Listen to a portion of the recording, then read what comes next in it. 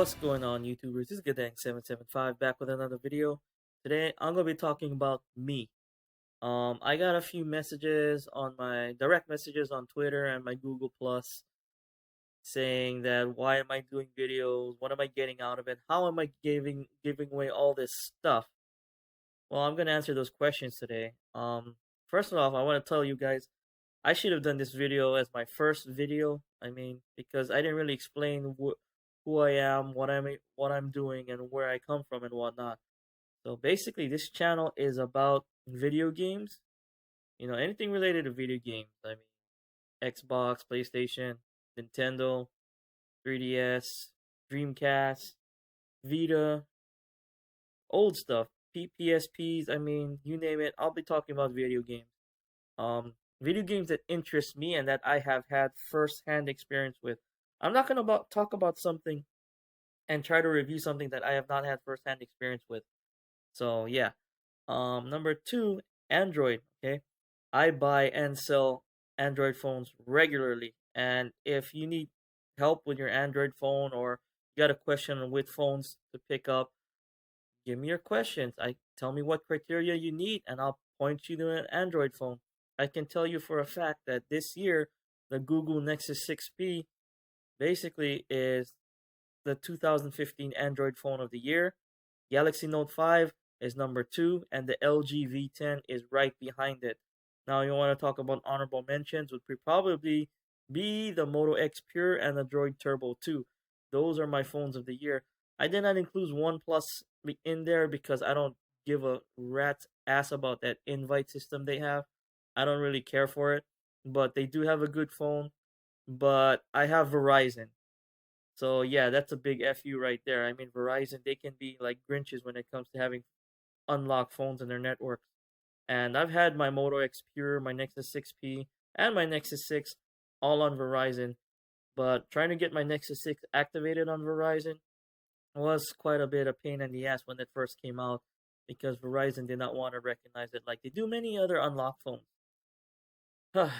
And the third thing that my channel is about is anime.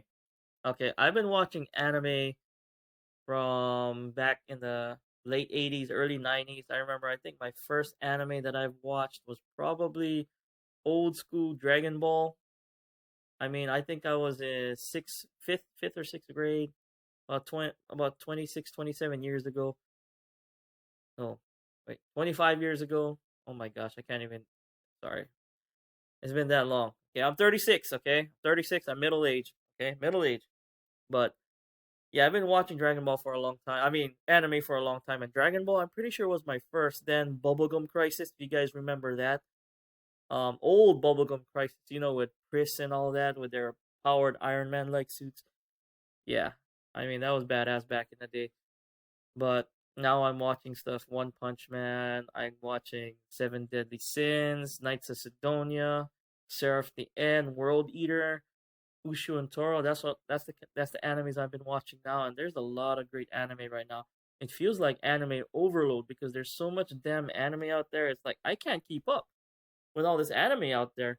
It's just so confusing which one to watch, and and most of the time you watch one genre of anime, and it's kind of like a dime a dozen. They feel like pretty much all the same, just like Chivalry of a Failed Knight and Asterix War is very similar. You look at that. Now there are exceptions that are like unique animes that, like I like Knights of Sidonia. That was unique. I liked it, even though it was on Netflix. It came out in Japan, but Netflix was smart. They licensed that, and they licensed the anime Seven Deadly Sins, which is a really good anime. You guys should go check out, by the way. Seven Deadly Sins is really awesome, man. Right now, I'm just getting into One Punch Man, and I love it. One Punch Man is probably one of the. I guess it's gonna reach that Bleach slash Naruto status. The manga's been out for a while. I haven't even heard of One Punch Man until I saw the first episode a few weeks back, and it's like, what the hell? This is awesome. He's kind of a dunce, but he's not. He's smarter than he looks. He looks like an egghead, and it's a good anime. Trust me. You guys should go check it out. So those are the three things my channel is about. And once in a while, I'll go off topic and talk about other things, but most of the time, I'm gonna stick between there. And I do rant a lot. Okay, I rant a lot because I like to call big game developers or developers out on their bullshit, especially things like how the PSN is kind of screwing everyone with that buy your stuff all over again. Their PlayStation should be renamed Remaster Blaster because that's all they do, remasters.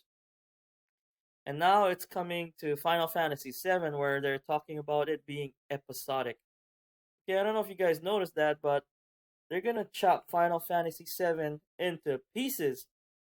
So, and people are thinking, oh, $30 an episode, we can deal with that. No, I mean, they're gonna fuck you guys in the ass. It's probably gonna be more 40, 50, maybe even $60 per episode. I mean, the first when Final Fantasy came out, it was 2 discs, but they're gonna bend us over and just straight on fist us with the price. We're gonna end up paying between $120 to $160, $180 for a Final Fantasy game that's not gonna come out all in one disc. So I can understand why people are pissed. I'm pissed off. Some people are like, "Oh, it's better for the game." They could have easily stuck all of that on one single Blu-ray PlayStation 4 disc, but I don't know. Yeah, I call people out on bullshit. Well, I do love to call people out on bullshit. Like Xbox, they fuck up a lot. I mean, when they first came out, I didn't have my channel back then, but if I did, I would have called them out big time on that 2013 debacle. But Xbox is basically the most improved gaming system out there. Okay, they did a complete 180, and the Xbox is still the underdog. And pretty much they did everything right this year without going wrong.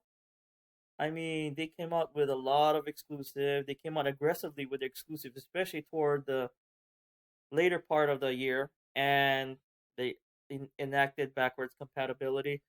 You don't have to pay for a game you already own, which is simple. I mean, logic. A lot of people look at it as an entitlement thing, but I don't think it is.